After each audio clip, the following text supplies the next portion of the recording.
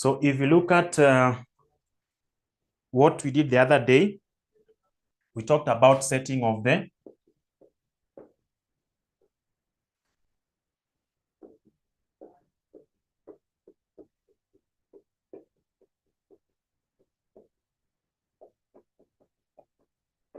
so that's our topic.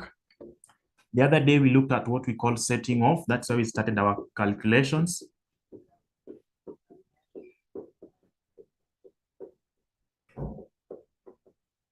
That is what we looked at, setting of stock level. And setting of stock level, we looked at these key areas. We looked at maximum stock level. We looked at minimum stock level. We looked at reorder level. We looked at number of orders, which we are also going to cover here extensively today. Then we also looked at average stock, average stock level. Those are some of the concepts that we covered in our previous session.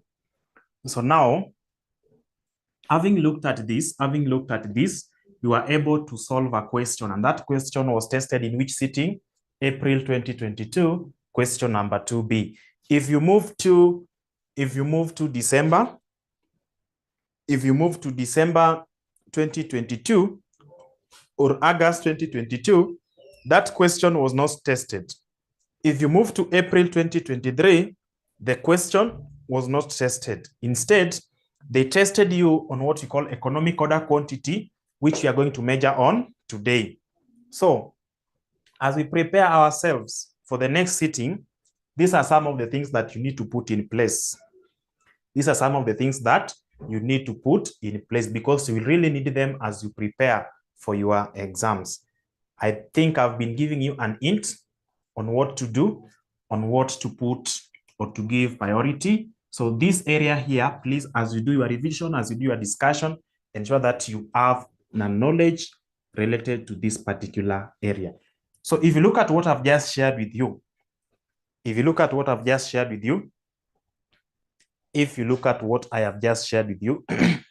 I believe you are able to access it somewhere there. I believe you are able to access it. Just confirm so that as we do that particular question, we will be able to understand what is going on. Please confirm to me that you are able to see or you've received what I've just shared with you in the WhatsApp group. Confirm. As I look for my calculator here. Confirm that you are able to or you've received that. So if you look at that particular question, it is covering what we did the other day. It is covering what we did. It is covering what we did the other day. You are being tested on how to get the maximum stock level, minimum stock level, and then the reorder quantity. The reorder quantity, the average stock level. I think the only thing that we did not look at, but is still within the area that we are discussing, is the number of orders. Number of orders is what we are going to look at, as well as we are going to move to concept number 6. The economic order quantity will help us to get this concept of number of orders. Now, as you look at that question, together, I want us to first of all start with the reorder level, because for you to get the maximum stock level, we need the reorder level. For you to get the minimum stock level, we need the reorder level. And therefore, we are going to start doing our workings from this area. We want to get the reorder level. That will be our initial point. So the first thing here is the reorder reorder level. How do we calculate reorder level, which we normally call this? How do we calculate reorder level based on our previous discussion? How do we calculate reorder level? It is maximum consumption times maximum reorder period. It is maximum consumption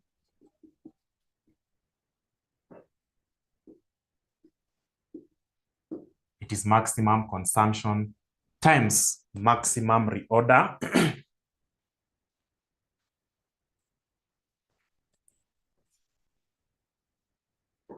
times maximum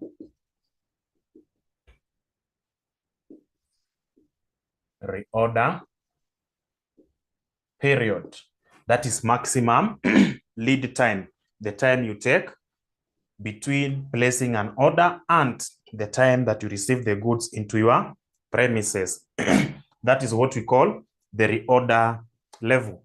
So based on the information that we have there, are we able to get the maximum consumption? Are we able to get the minimum consumption? Are we able to get the maximum reorder period? So we have the information there given from the month of January to December. We have additional information that is minimum reorder period is 3 months. Average reorder period is 4 months.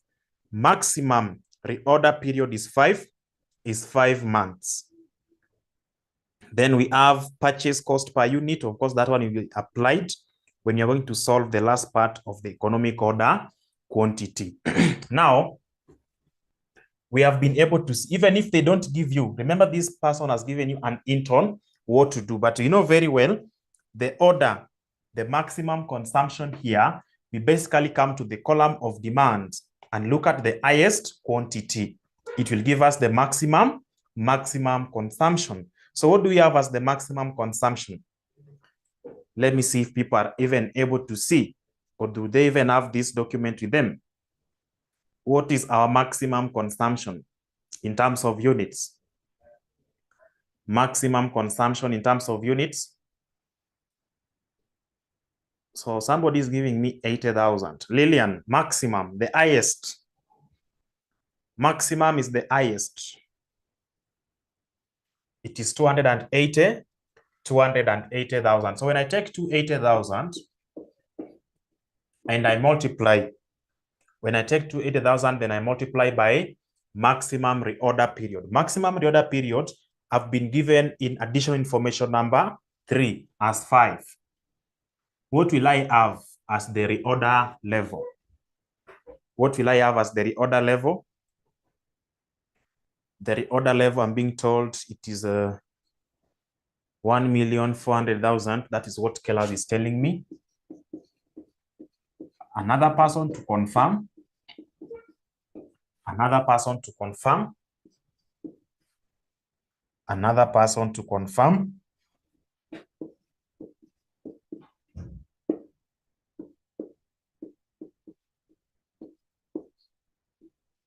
So minimum stock level.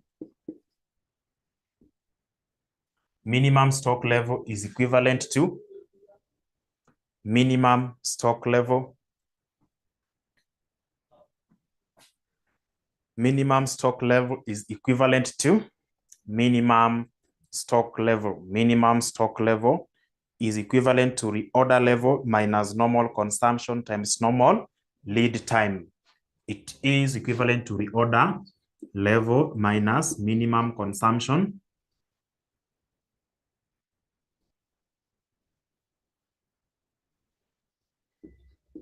times normal lead time. Normal consumption, sorry, it is normal consumption times normal lead time. And in our previous discussion, we said, if we are not given these figures here directly, the normal consumption, we basically take maximum, add to minimum, then you divide by 2. In short, we are getting the average. Then also the normal lead time, if you're not given a specific item that this is the normal lead time, then we take what? We take the maximum or the highest lead time, divide by the lowest, and then, sorry, you add to the lowest, then you divide by 2. What are we doing there? We are basically getting the average of the two. If you are given a term that the average lead time is this number of days or months, then automatically that is the normal lead time. That average becomes our normal lead time. So the normal consumption, are we able to get the normal consumption? The normal consumption, do we have a specific thing there in the name of normal consumption? We don't have it in the additional information. So what are we going to do? The normal consumption, we are going to take the highest, which is 280. We add to 80,000. Then that we divide by 2. What we are going to get there, we multiply by normal lead time or the average lead time. The average lead time or the average reorder period, we are given in additional information number 2 as 4. So are we able to get now this figure? 280 plus 80 will give us 360. Divide by 2, we are going to have 180,000. 180,000 if I multiply. 180,000 if I multiply should give me by 4.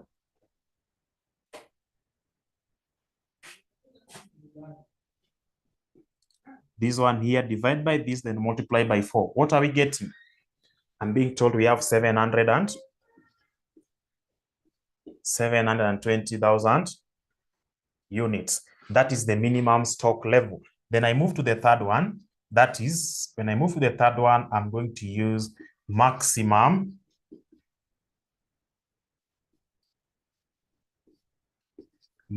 stock level. Maximum stock level is equivalent. Maximum stock level is equivalent to maximum. Maximum stock level is equivalent to minimum consumption times minimum lead time. Minimum consumption times minimum consumption times minimum lead time. Then we add reorder quantity. Oh, there's something here. There's something here which we are leaving. 1,400,000. Thank you. This one here is 1,400,000. Then we subtract all these workings here. So what are we going to have? It should be 680,000. Okay, so when you come to this part here, you're going to have reorder level minus minimum consumption multiply by minimum lead time. Then we add reorder quantity. Add reorder quantity. What is our minimum consumption? Of course, reorder level, we have 1,400,000 minus minimum consumption. Minimum consumption there, we have 80,000. We multiply by minimum lead time. Minimum lead time is the minimum reorder period. Minimum reorder period is equivalent to 3. Then we add reorder quantity. We add reorder quantity.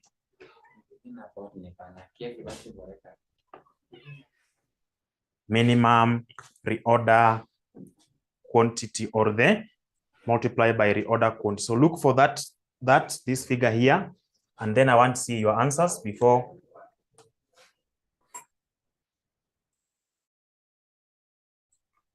Okay, so what are we getting? 80 by 30, that is 240.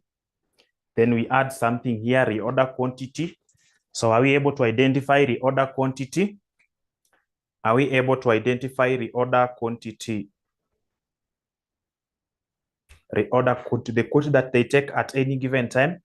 They're going to take an order. The company has been ordering 5,000 units per order. So that additional information number 6 has got the information which we are looking for, the reorder quantity, any given time. And remember, I told you that this reorder quantity, if it is not given, and then you have information of that kind, this reorder quantity in some questions, they will not give you this. So from today, we all know that reorder quantity can be used in place of economic order quantity. If there's a question whereby they have not used this term, you are not able to see on how to get this, but you have economic order quantity somewhere, then that is what you use in this particular area. And therefore, it gives us what we call 5,000. Now, this one will be 240,000 plus 5, 245,000. When we subtract it from this, what are we getting? When we subtract it from that, what are we getting? What are we getting now? Yes, 1165,000 units.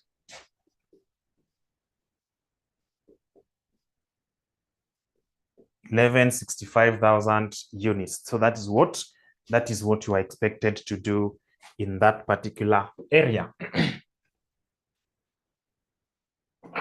They want us to go ahead. They want us to go ahead and get this item here. We are required to get average stock. Average stock. Average stock is basically equivalent to maximum stock level plus minimum stock level. Whatever you get there, you divide by 2. Do we have that? Maximum stock level, we have maximum here, 11. We add to minimum.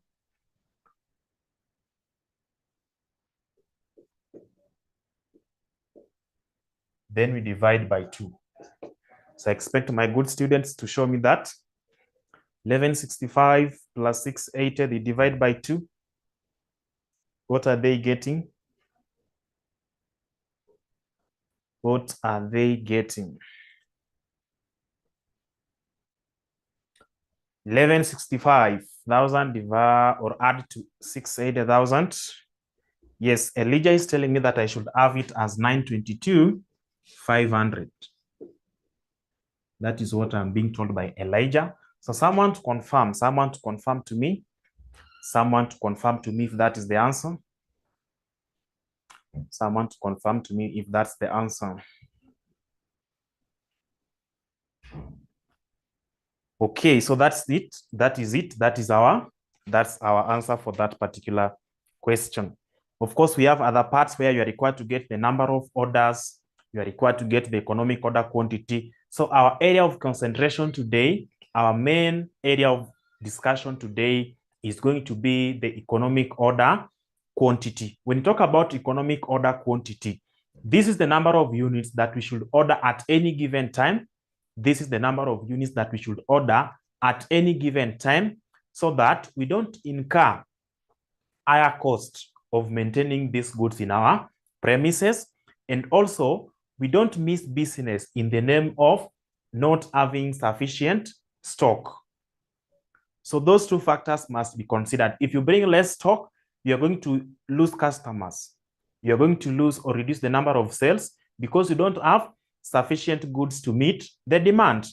If I bring excess, I will have to incur higher storage cost, higher transportation cost, higher carrying cost, so that I do what? So that I take care of these goods. So to balance the two, then we are supposed to come up with the concept of economic order quantity, whereby we bring those 2 factors together. We bring the demand in place, we bring the cost of taking care of these goods. If I merge those 2, then I will be able to arrive at a balancing point. I will be able to arrive at a balancing point whereby the units ordered will not be less, the amount incurred will not be high. The operating cost or take cost that we incur to take care of these goods from the time we order them to the time we sell them to the final customer, we should be able to minimize those costs. So bringing the two, bringing demand from the market side, bringing in the cost of taking care of these goods as they are still in our premises, waiting for the demand or waiting for the final user to come for them, then merging those two will make us to arrive at a central point. So that central point is what we call, in other words, as economic order quantity. That's what we call as economic order quantity. So now this economic order quantity has got some assumptions. What is this concept? What are the assumptions that we put in place so that we apply the concept of economic order quantity? That is what I want us to look at. Of course, the assumptions, we are going to have them in the notes, but I can just read them out for you to be able to see. So one of the items, one of the assumptions of economic order quantity is that demand is constant throughout the year. The demand is constant throughout the year. If it is 50,000 units, it remains 50,000 units throughout the year. It will not change within that specific period. If you look at it very well, you'll also be able to see that the carrying cost is constant. It does not change. The carrying cost is constant throughout the year. The carrying cost is constant throughout the year. The ordering cost, the amount that I incur to transport goods that I've purchased from the supplier to my premises, is going to be constant. It does not change. The purchasing price of these goods, when I go to the supplier, I'm going to pay them some amount so that they give me the goods, so that I change the ownership of these goods from the supplier to the ownership of the company. So that amount which I pay, if you are going to buy this marker pen, you will give the seller, let's say 100 shillings, and then they give you this marker pen. So that 100 shillings is what we call the purchasing price. It remains constant throughout the year. The amount that I'm going to incur to take this marker pen from the supplier to my premise is what I call the ordering cost. Is what I call the ordering cost. Then I will now, having brought this marker pen to my premises, I have to put them in the store to take care of them until I resell them. The storing cost, the warehousing costs that I'm going to incur, the amount I'm going to pay people who are going to take care of these items or this marker pen until I sell it to the final consumer is what I call the holding cost. Is what I call the holding cost. So it means for me to get the total cost of taking care of this product, I must look at the purchasing price. That is number one. I must look at the ordering cost. That is number two. I must look at the storing cost, the holding cost, the carrying cost should also be included there. So it means the total cost of taking care of these goods are divided into three. Getting the summation of the three will give me the total cost of having these goods from the supplier up to the final consumer. So that is the entire concept of economic order quantity. So I think within that, if you have the formula, you don't even need to cram the assumptions. You don't need to master the assumptions. Once you know the formula, all those assumptions are reflected in that particular formula. So that's what you want to look at. That is what you want to look at. And of course, we are going to use this same question. I think you've been able to see there's the portion of economic order quantity that is remaining. There's the portion of number of orders that is also remaining.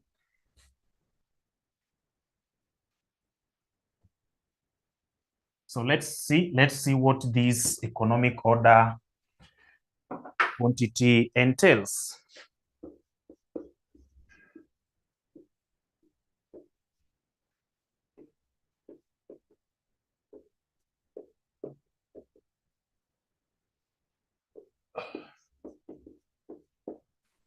So that is what you want to look at. I think I've been giving you the background of that. So this economic order quantity, we are going to look at it when you only have one particular product. We don't have range. We don't have different prices.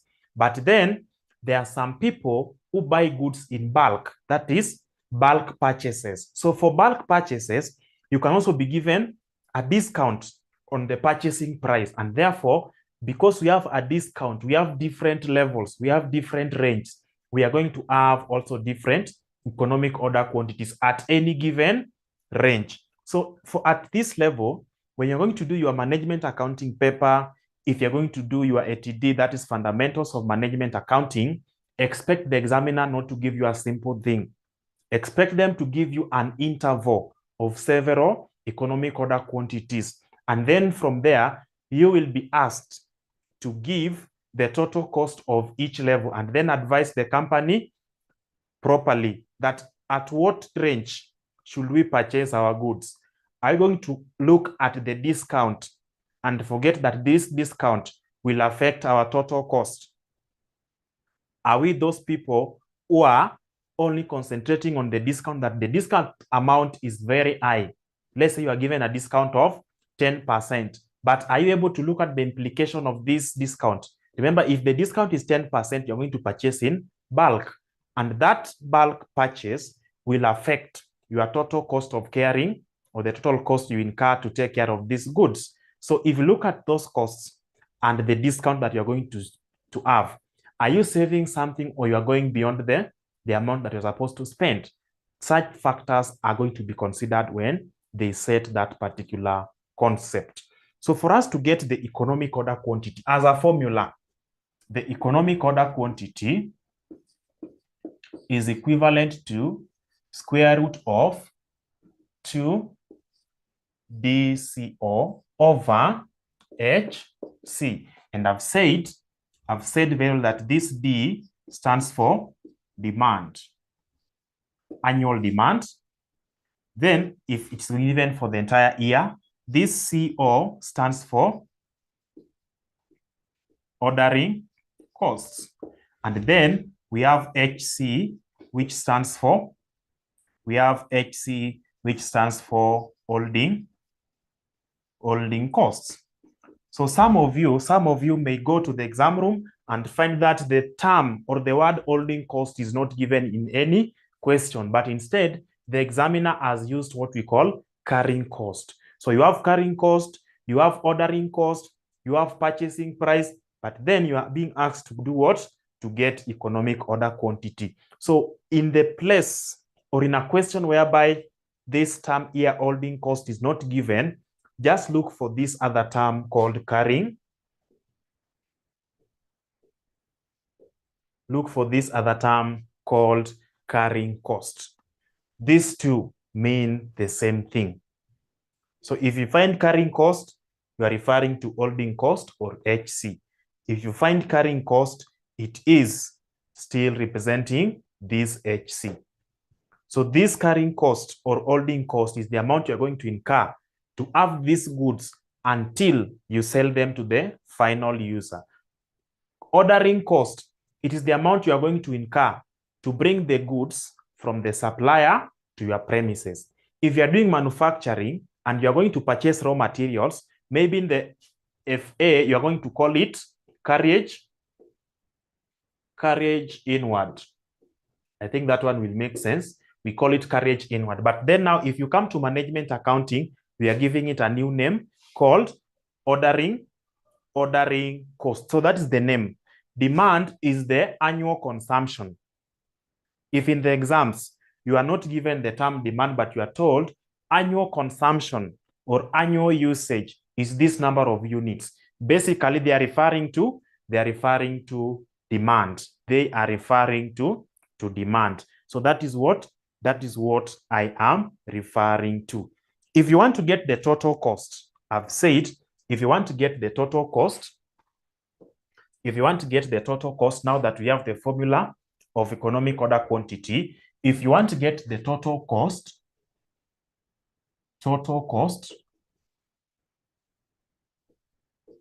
total cost, you are going to have three components. I've said this total cost entails purchase cost, purchasing costs. We are going to add that.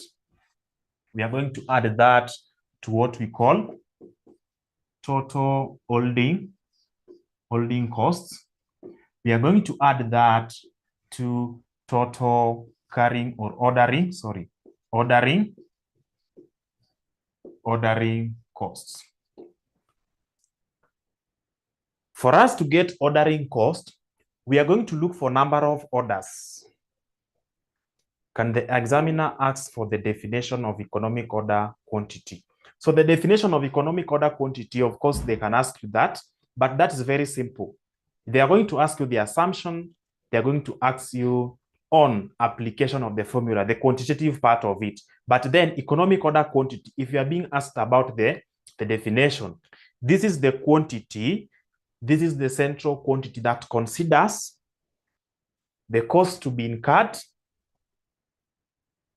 so that you don't overstock, and the units that you are going to have so that you don't have deficit at any given time, the customer's request for your product.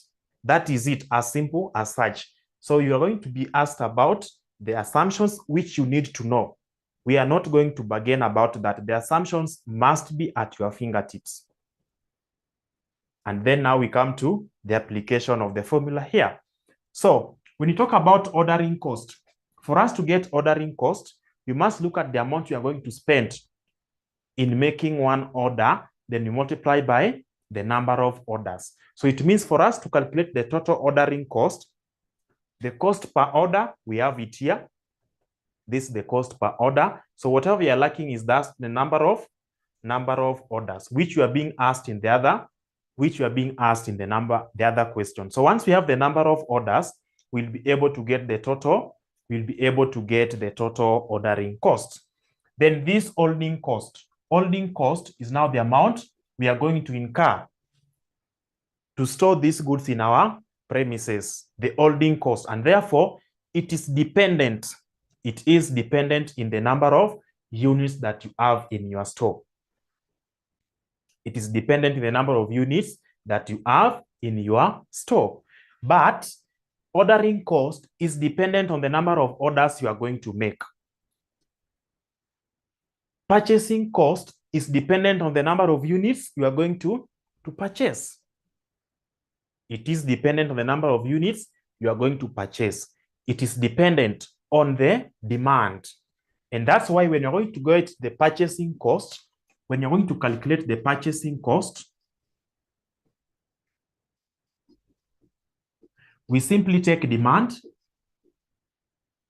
we multiply by purchase price. So you're going to get D multiplied by P. That is the formula. If you want to get the holding cost, we are going to get holding cost per unit. We multiply by the units that are purchased. Sorry, you multiply by the units that you have in your premises. For us to get that, for us to get the units that you have in your premises, we are going to have economic order quantity. We divide by 2, then we multiply by holding cost. That is the total holding costs. When you want to get now the ordering cost, we now want to get the ordering cost. Remember I said, for us to get the total ordering cost, we'll take number of orders. Then you multiply by cost per order. So the number of orders multiplied by cost per order, we are going to have demand over economic order quantity. Then we multiply by ordering cost. Why am I? Please tilt the camera. I can't see the far east side. Let me see. So as you can see, I keep on emphasizing on the number of orders times cost of making one order. I have a reason for that.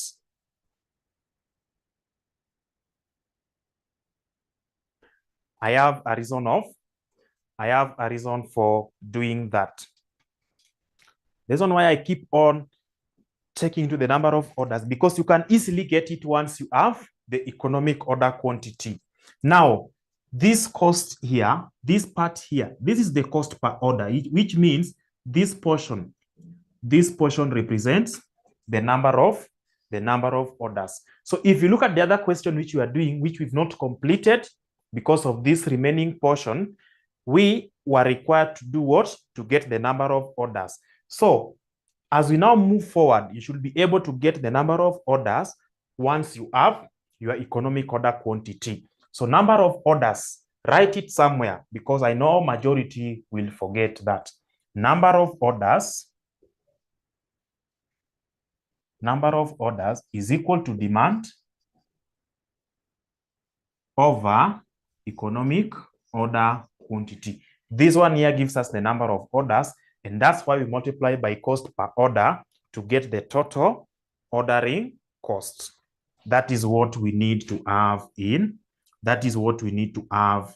place.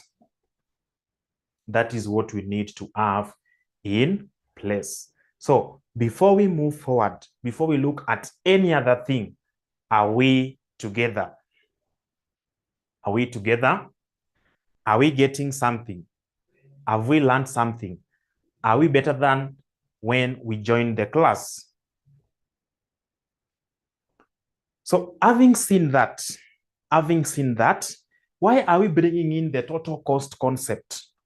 Why are we bringing in the total cost concept? Remember, you are looking at two things: the amount we are going to incur to store goods in our premises and the risk of losing business because we don't have sufficient stock. Now, the reason why we are bringing in the total cost concept, there are some suppliers, there are some wholesalers that when you go to buy goods in bulk, the bulk purchases concept. When you now go to buy goods in bulk, they are going to give you the price discount. They tell you that the first 100 units, there is no discount.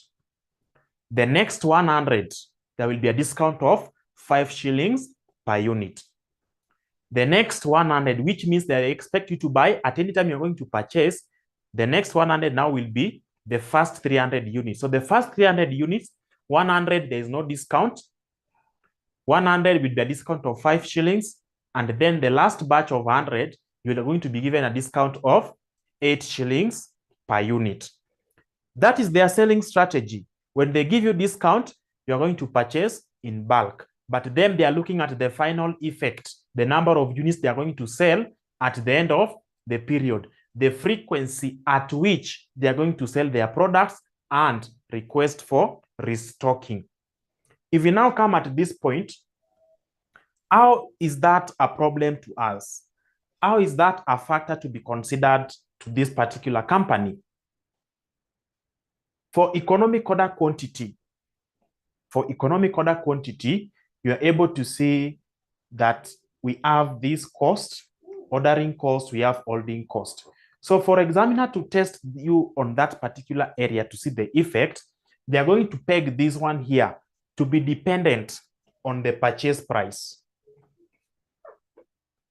It is going to be dependent on the purchase price. So they tell you that the holding cost is 20% of the purchase price. So anytime the purchase price is 10, our holding cost is 20% of 10, which is 2. When the purchase price is now lowered because you are going to buy in bulk and the price has been reduced, then we are going to have a price of 8. What will be our holding cost? 2% of 8. It will be 2% of 8, which means you are going to have 1. You are going to have 1.6. So the moment holding cost changes, this is the purchase price.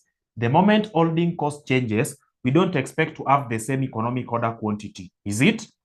Remember, our economic order quantity, of course, demand will be constant as per the assumptions of this particular concept. So when you look at the ordering cost per unit, it will be constant. So what does the examiner do? They just twist this. They keep on changing the ordering cost. They peg it on the purchase price, whereby if you buy this number of units, the purchase price is 10. You get holding cost of 20% on the purchase price. So your holding cost will be 2. That is the only thing that is changing. You get your economic order quantity. If you increase the quantity, they are telling you that the purchase price now is 8. But remember, our holding cost is pegged on the purchase price. That is 20% of the purchase price, 1.6. The moment I change this holding cost from 2 to 1.6, I don't expect this figure to remain constant. I don't expect that figure to remain constant. So that is what they are going to test you on. This concept was tested in April 2022. It was also tested in December 2022, the bulk purchases.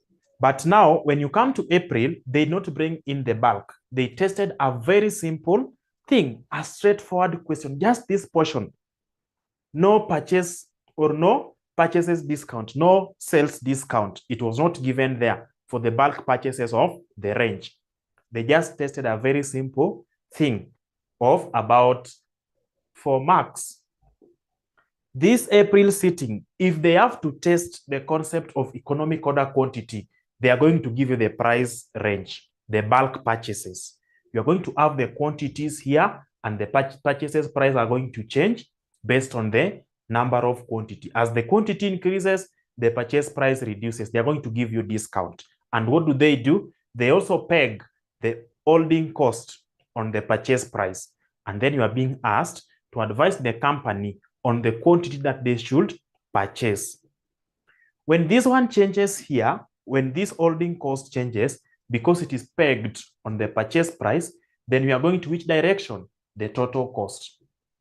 We get the purchase cost, we add to holding cost, we add to ordering cost for range A. We go to range B, we do the same. Range C, range D, range E, we do the same. Then at the end of the day, we look at it. As a company, anytime we are going to have an opportunity to reduce our operating expenses, that will be good for us. So the company will be looking for an opportunity whereby if they order a given number of goods, they are going to spend the lowest total cost.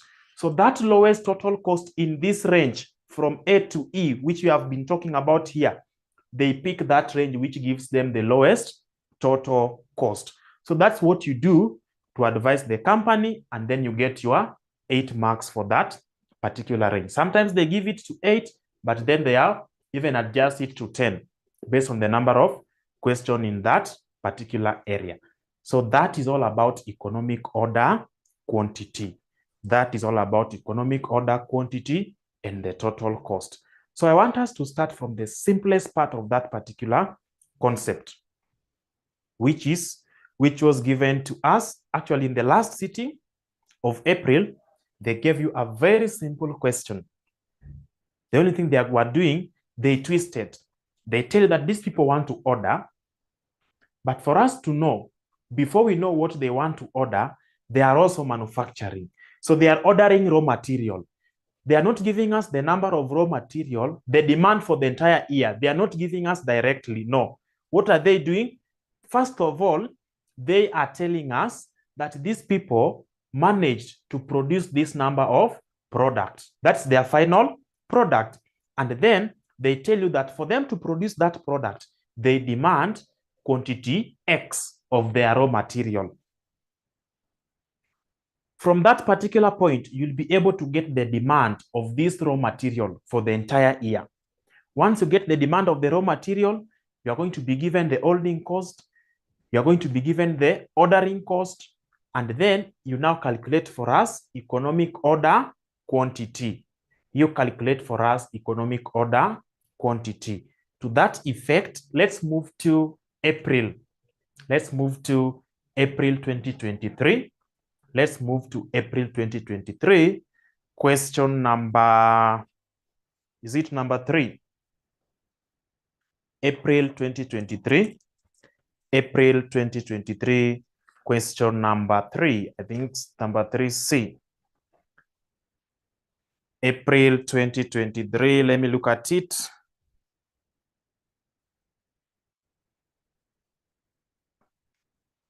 April 2023.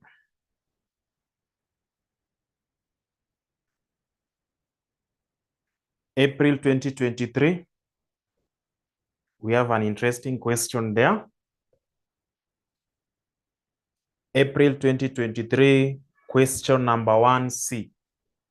April 2023, question number 1C. I want us to see how these examiners do not set difficult questions.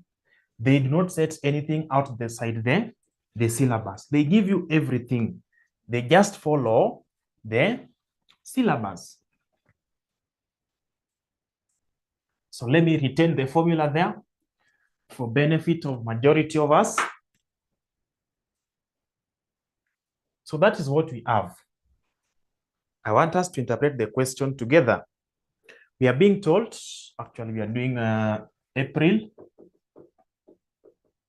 2023, question number 1C. April 2023, question number 1C. So we are being told that Digital Television Limited manufactures digital televisions. So that's their product. They are manufacturing digital television. So they are not purchasing. But then if they're going to do purchases, they are going to purchase raw material, which they use to do what? To manufacture the digital television. The main component used in making digital television is the fluorescent bulbs. So what is their raw material? The raw material they are purchasing, raw material is called fluorescent bulbs. Finished product,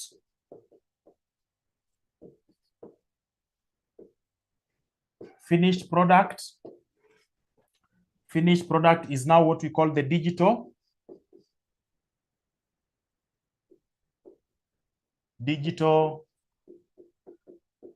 television. That is the finished product. So if you're going to look at, remember, under economic order quantity, we said what they are going to order for them not to incur a lot of cost. So whatever they are going to order is the fluorescent bulbs, which is the raw material used in manufacturing digital televisions. Now, there's a concept which you're going to look at a later stage, whereby it almost looks similar to this. This one is taking the side of what they are purchasing. But what if they are going to manufacture? If they manufacture one unit, they are not able to recover. They are not able to recover the fixed costs.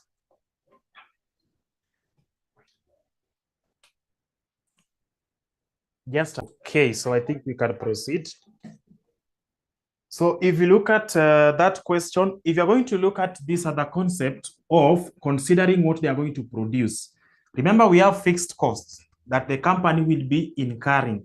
Even if they produce 1 unit or 10, the fixed cost will not change. So for them to take care of the fixed cost, they will also be having a strategy of maximizing the units they are going to produce so that they're able to reduce the fixed cost per unit of output. That is okay. But then what if you produce more goods, more than what the market demands? What will be the next problem? These goods here will be staying in your premises for a longer time. Some of them will be destroyed. Some of them will be stolen. Some of them will be below the technology and therefore they will not sell. So what will happen? You're also going to make losses because your products have become obsolete and they cannot be sold. They cannot compete within the current technology. So for us to take care of those two factors so that we can harmonize them and operate at a central point, then the company applies a concept called economic batch quantity. Are they able to produce in batches are they able to produce in batches so that they minimize the cost per unit of output. That one is only applied on the product that these people are producing, not what they are purchasing, what they are producing. So anytime you're going to use the finished product, that is digital television, as your quantity, it means you have moved away from economic order quantity to what we call economic batch quantity. For us to remain relevant with respect to what was required of you in this particular question, we are going to deal with the raw materials. The fluorescent bulbs is what they are purchasing.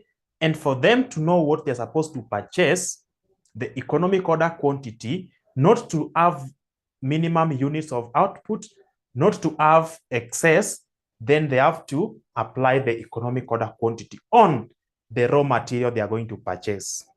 So by just giving you that explanation, I believe we are able to identify all the elements that are required. So we have this one here. For each digital television manufactured, 12 bulbs are required. So one television is equal to 12 bulbs. In that particular year, how many televisions did they manufacture so that we know the number of bulbs they demanded? What are we looking for? Total demand, because we have to get this D to solve this particular question. So for us to get the demand for the entire year, we must know what they demanded. And what are they demanding? The bulbs, the fluorescent bulbs, not the television. So the examiner knows it very well that many people will be concentrating on the units of television as their D. Remember, television is what they produce, not what they need, not their raw material. So demand here is for the raw material. So let me get your inputs. What do we have? We are told that one television needs 12 bulbs. Then the company manufactures 15,000 digital televisions per year. How many televisions were manufactured? 15,000 televisions were manufactured in that particular year, which means we now need to know the number of bulbs that were demanded. We now need to know the number of bulbs that were demanded. So we are going to have our 150,000. We multiply by 12. What is the letter D? Remember, we are looking for demand. So D is equivalent to 180,000 bulbs. That is what they are demanding. Now, if we have letter D, we are still lacking ordering cost. We are still lacking holding cost. So what have we been told here? It costs shillings 200 each time the bulbs are ordered. It costs 200 shillings each time the bulbs are ordered. So the cost of one order, the ordering cost, the cost of making one order is equivalent to 200 shillings. Then the carrying costs are shillings 8 per bulb per year. The carrying cost is the amount incurred to take care of these bulbs until they are used. That cost, that carrying cost, is equivalent to 8 shillings per month or per bulb per annum. That carrying cost, remember I said in our formula we have HC, that this HC, this holding cost is the same as carrying cost, and therefore that HC is equivalent to 8. So we have D down there, we have CO, it is here, we have HC, it is here. So can somebody just get me the value of economic order quantity? economic order quantity will be the square root of the 2 multiplied by demand, multiplied by ordering cost per unit.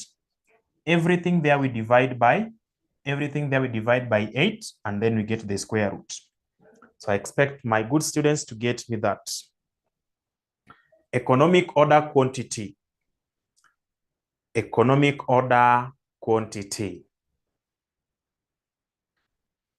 Economic order quantity, what are we having? So our economic order quantity is equivalent to 3,000. That is our economic order quantity. That is our economic order quantity. Now that we have that in place, are we able to proceed?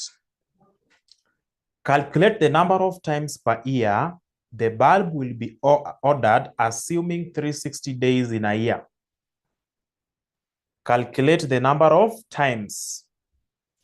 Basically, the examiner did not want to give you this question directly. They want you to get the number of orders. Are we able to get the number of orders?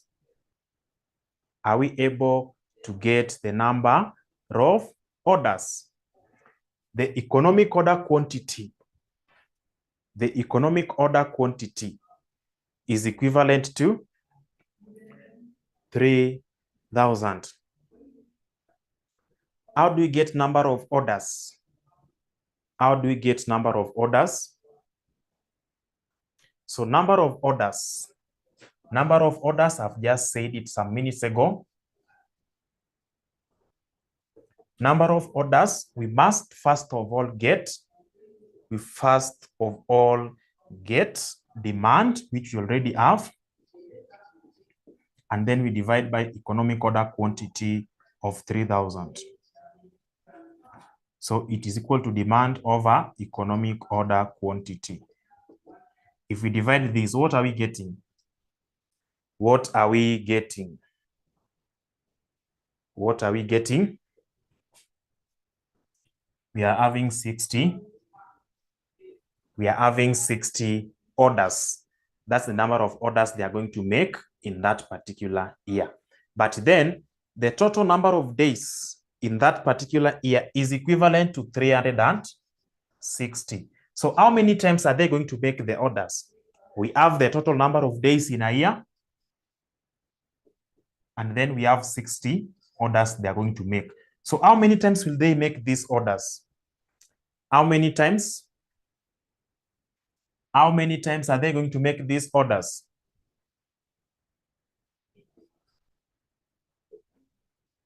How many times are they going to make these orders? How many times? 6 times. So that is what you are required to do in that particular section, and you just have your free 6 marks. That is what you are required to do in that particular section.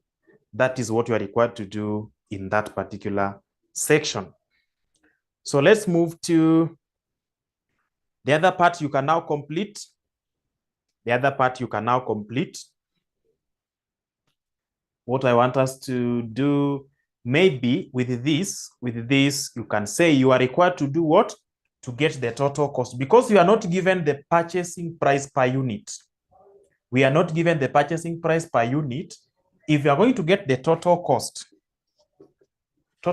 is equal to demand times purchasing price plus economic order quantity. We divide by 2 to get that, then we multiply by HC. Then we add demand over economic order quantity to get number of orders. We multiply by ordering cost. So if the purchase price is not given, we assume that it is 0, and therefore demand times 0. A number times 0 will be 0. So we don't need to have this.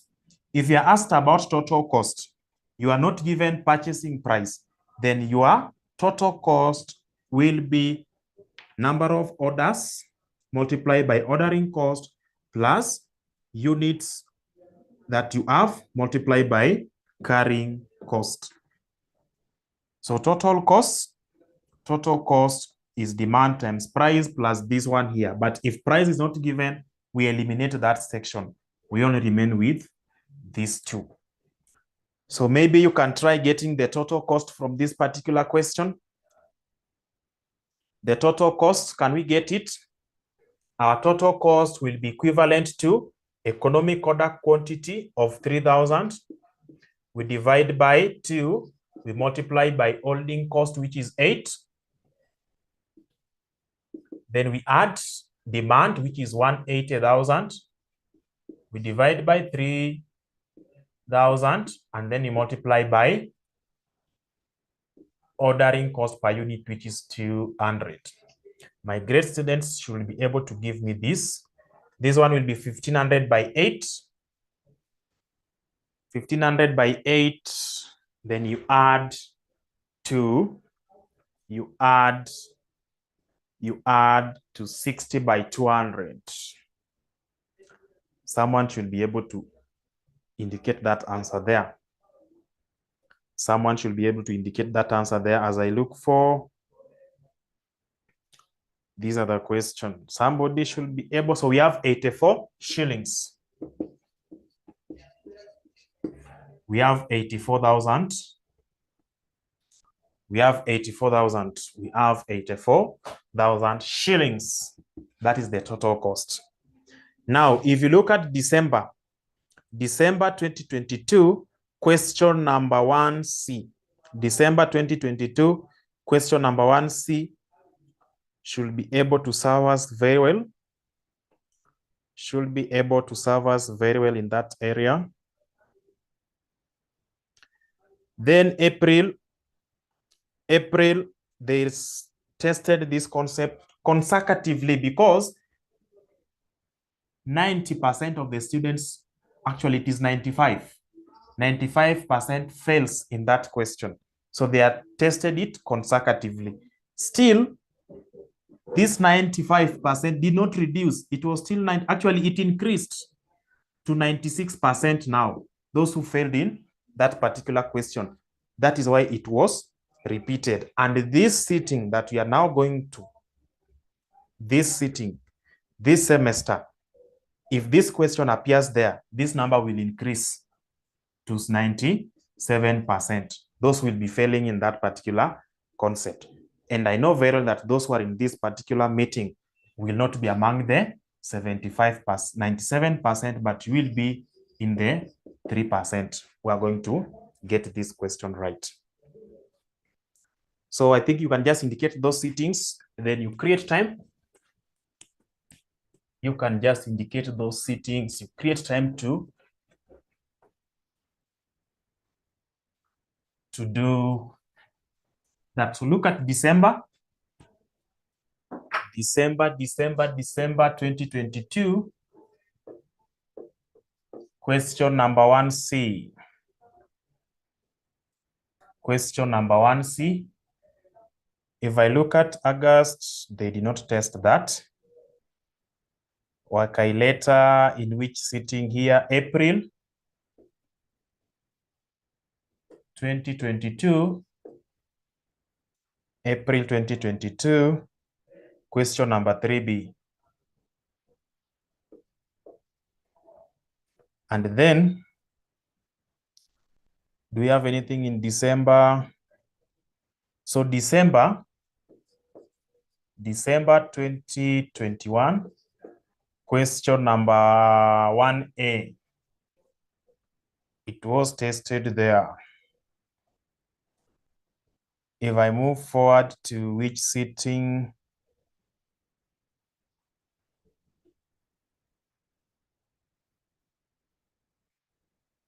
That's another concept. Let's look at this one here.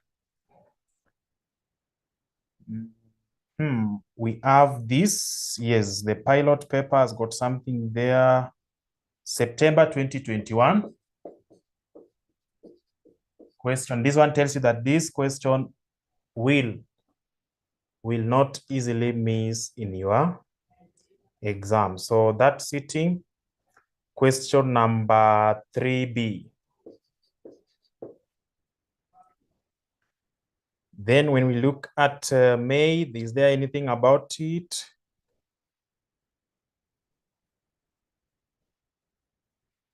May, do we have something there?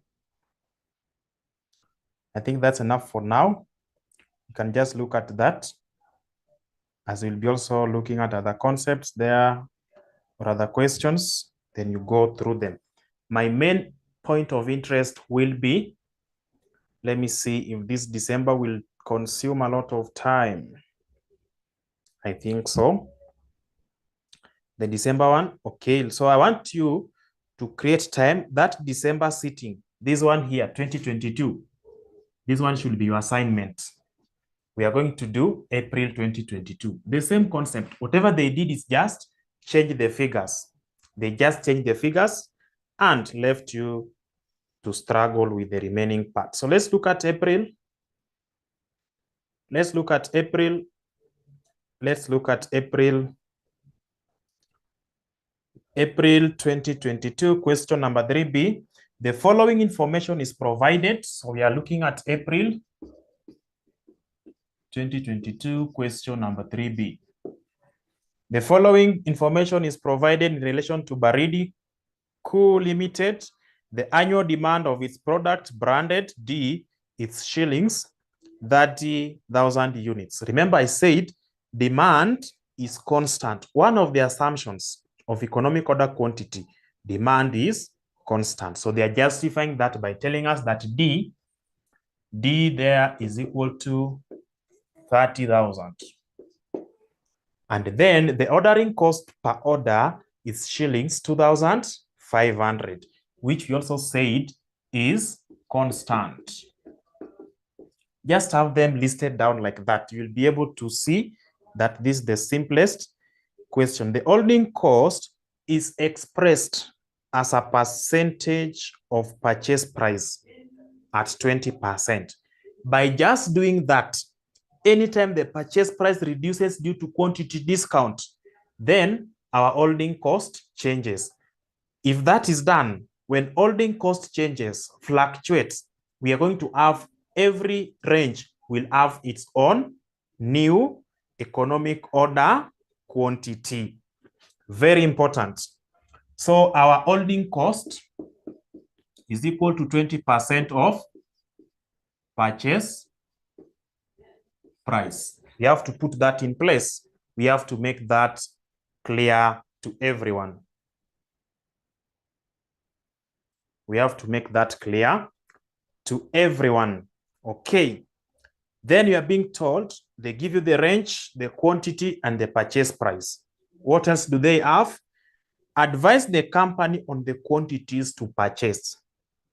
The moment you see that, they want you to get the total cost of each range. And then from there, you will be able to advise these people to pick the lowest total cost range. We have to get the economic order quantity. So we have range 1, we have range 2,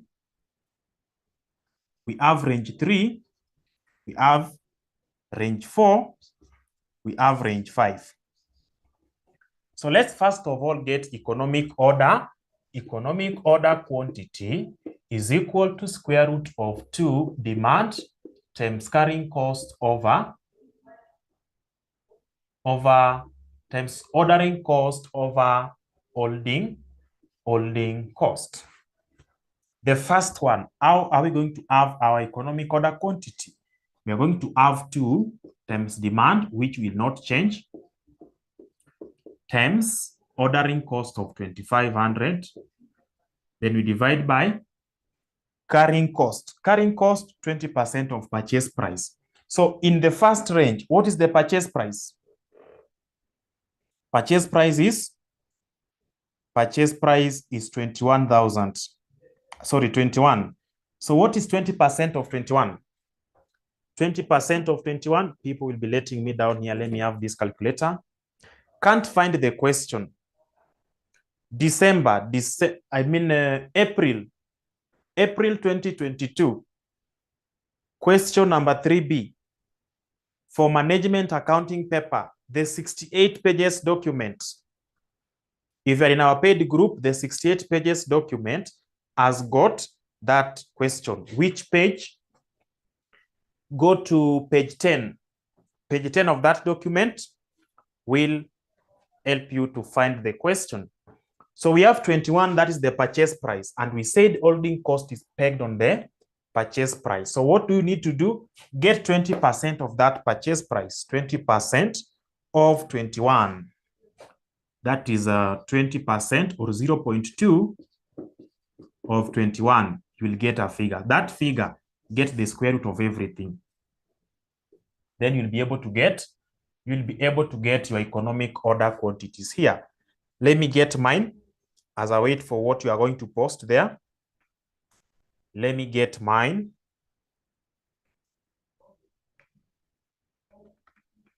Let me get mine as I wait for what you are going to post there.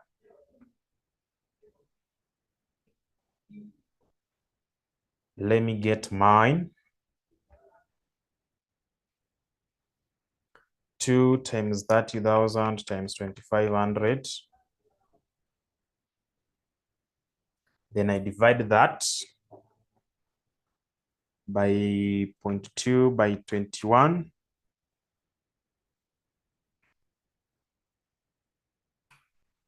So we can put it to the nearest whole number,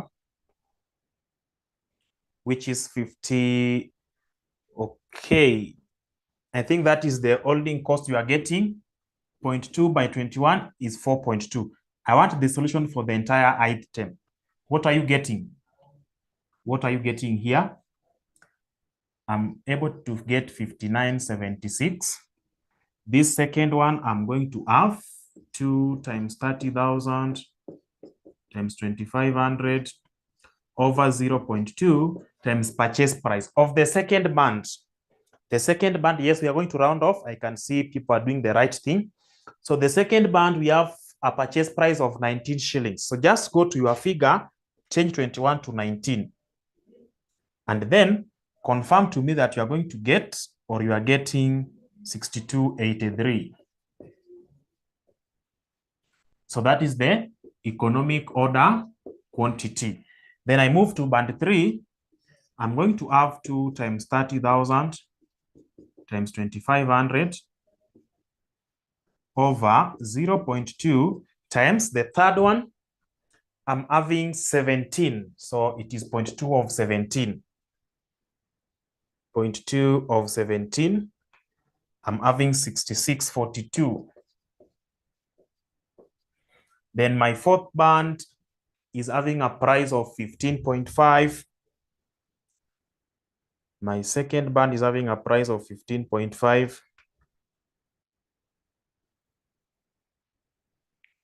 It tells me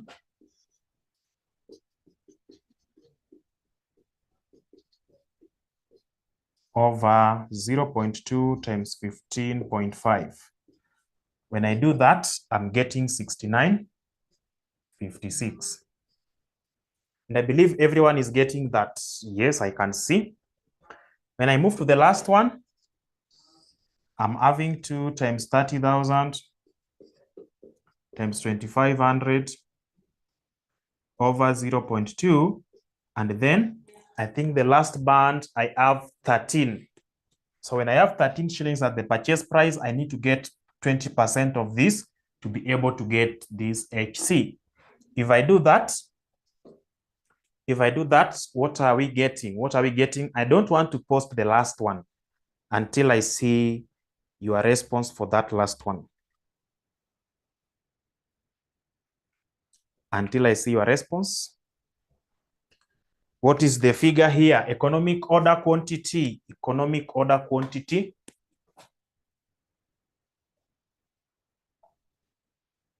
Economic order quantity. Economic order quantity. 7596. Okay, that's good. So remember, we add a range.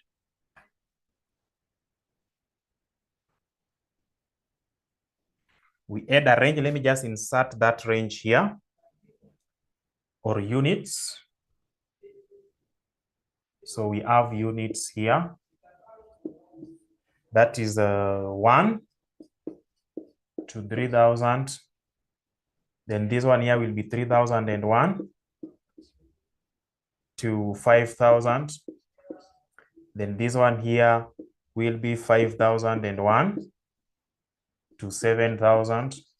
And then this one here will be 7,001 to 9,000.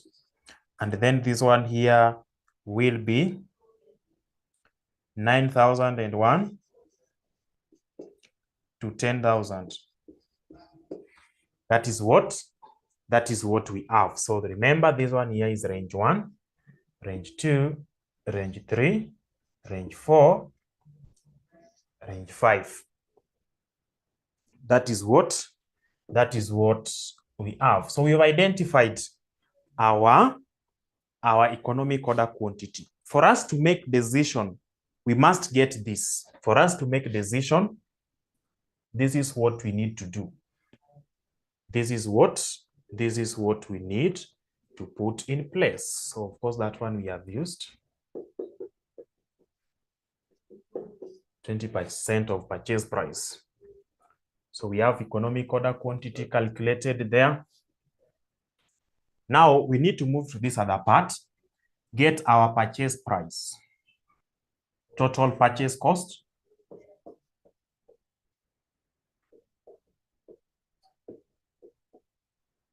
We need to get holding costs. We need to get ordering cost.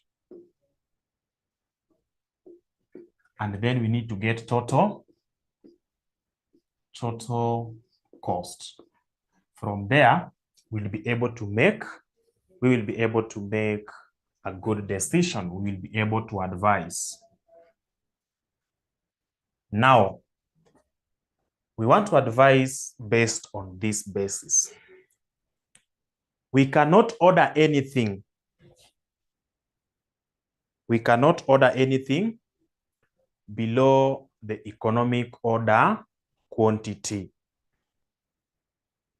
We cannot order anything below the economic order quantity. So if the range, everything within the range is less than the economic order quantity, we are not going to accept that discount. We are going to forget about the discount.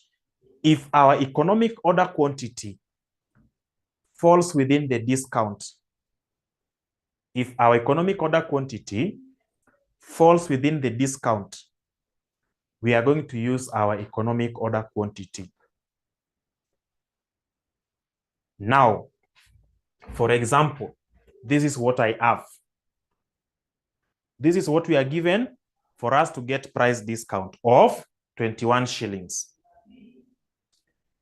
If I have economic order quantity of 59.76 and I must order 1 to 300 for me to buy at 21 shillings, I cannot accept this because this figure here, this range is below my economic order quantity. So what do? I don't need to calculate all this.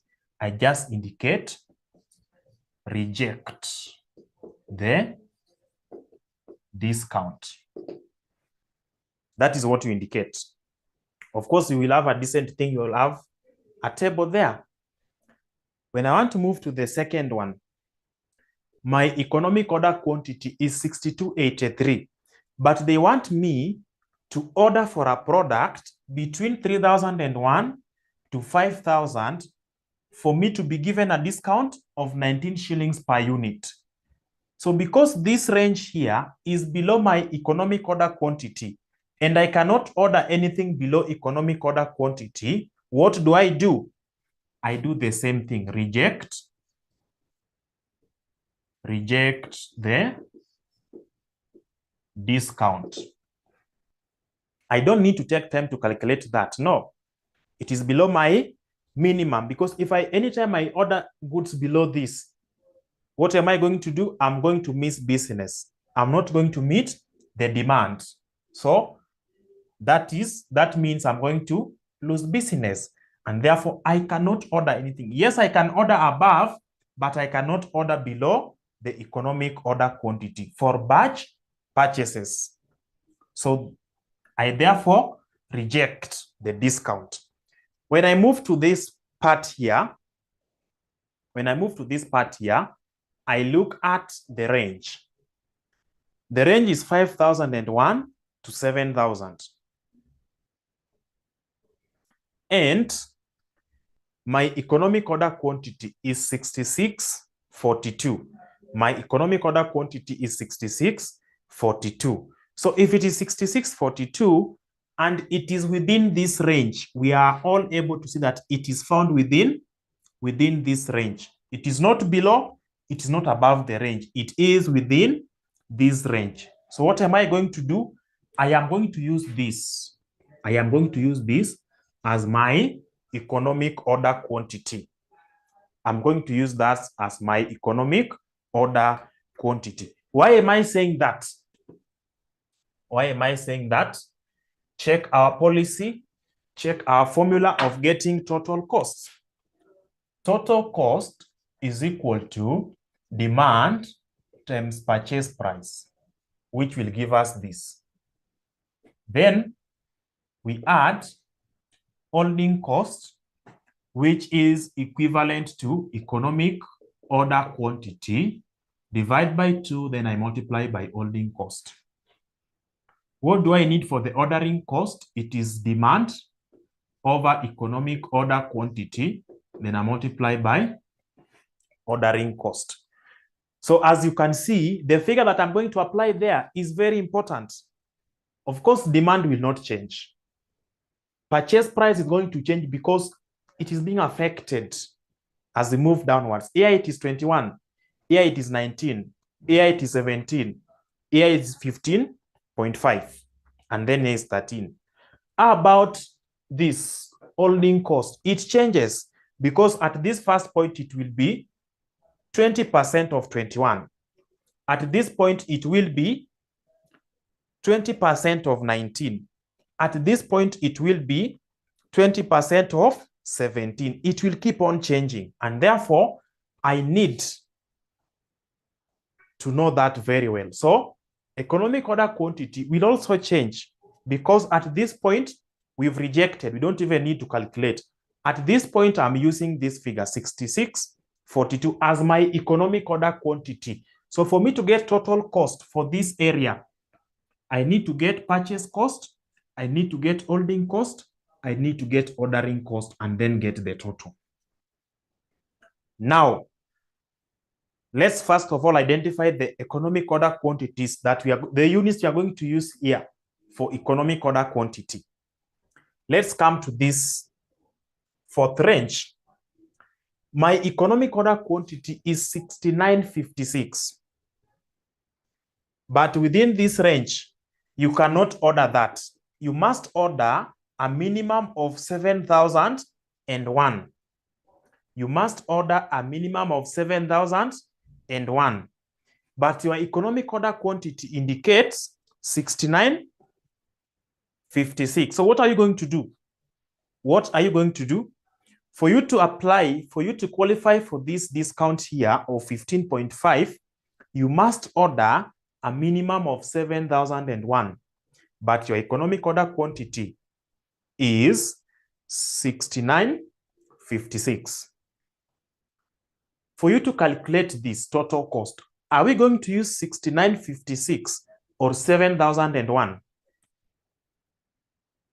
For you to calculate the total cost, which one are you going to use? For you to calculate the total cost, which one are we going to use? Which one? 7,001. Because for you to qualify for this discount, you must order at least 7,001.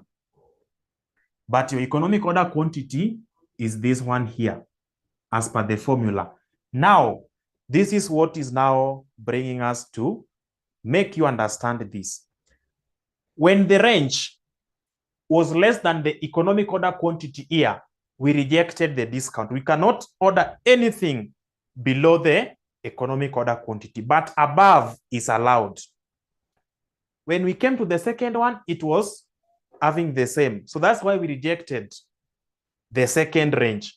When we came to the third one, our economic order quantity was within the range, and therefore we are not going to take 5,001. No, let's just order our economic order quantity, because still we are going to have the 17 shillings discount.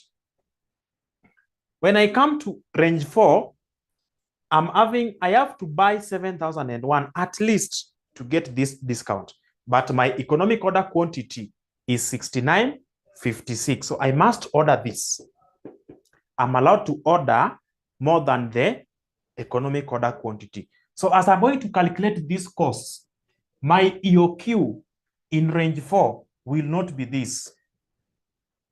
It will not be that one. It will be 7,001.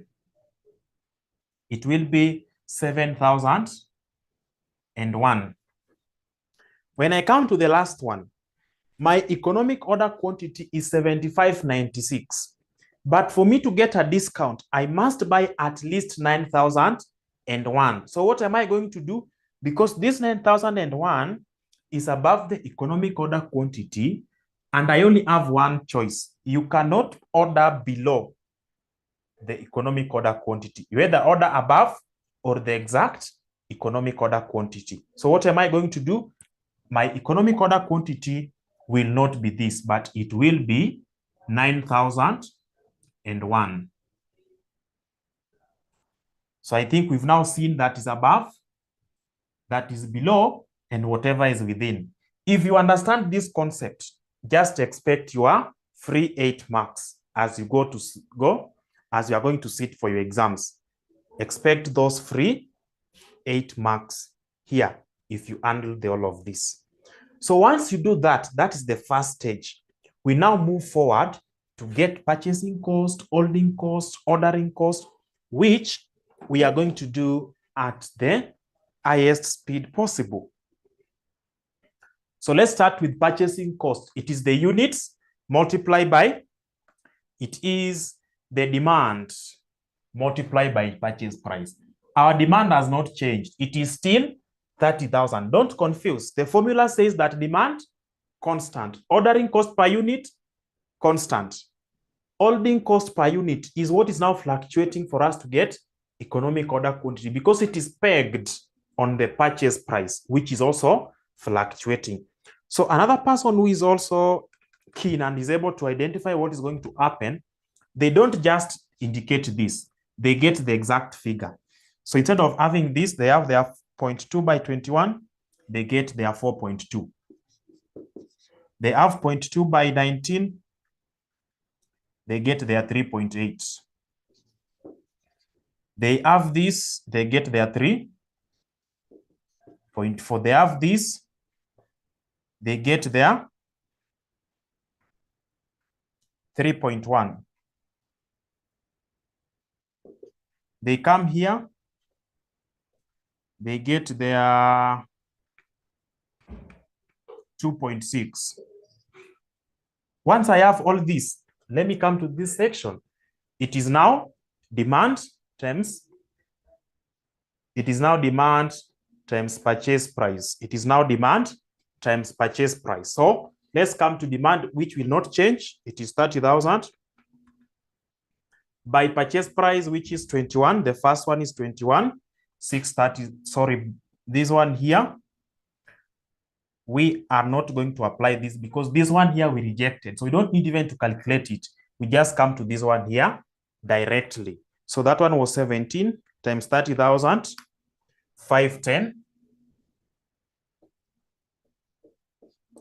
I come to, from 17, I'm going to 15.5.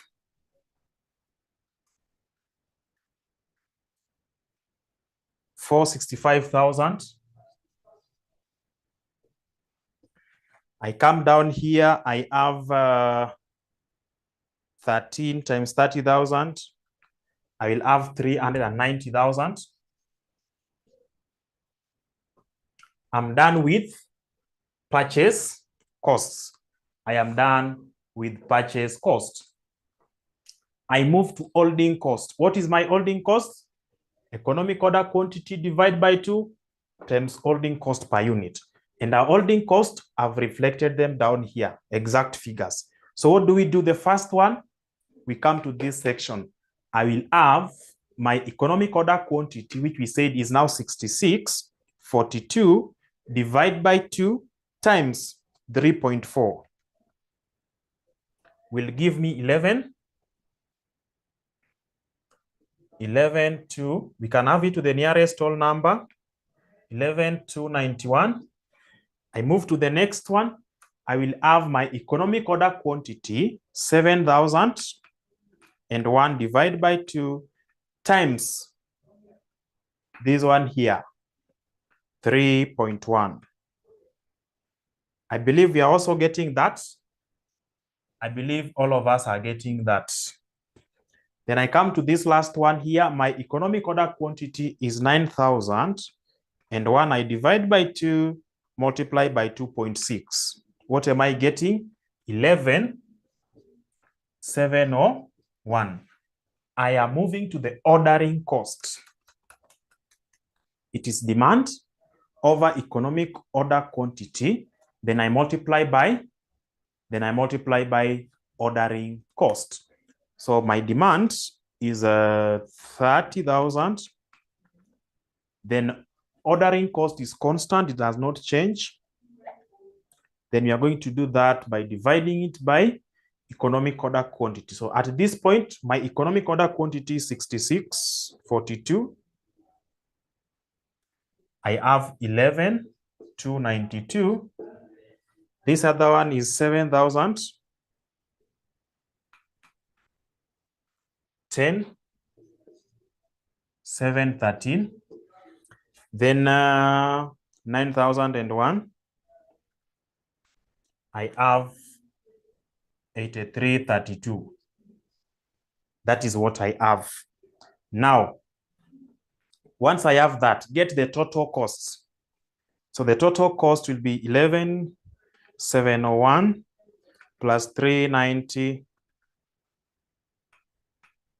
390, that is 410. 410,033. I come here, 465,000 plus 10,852 plus 10,713.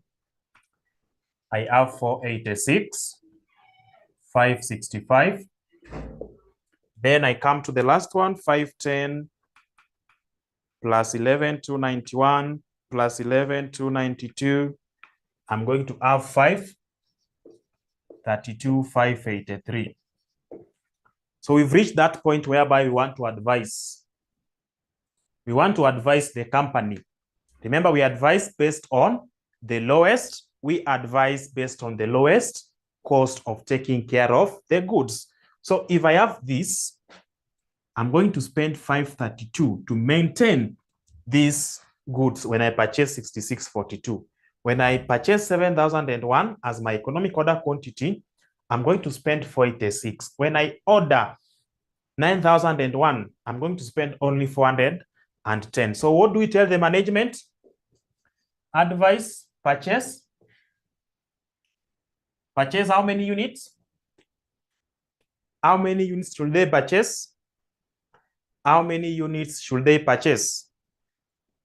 So they are going to advise them to purchase 9,001 because at that point, they are going to incur the lowest cost of 410,033. That is all you need to do in that area.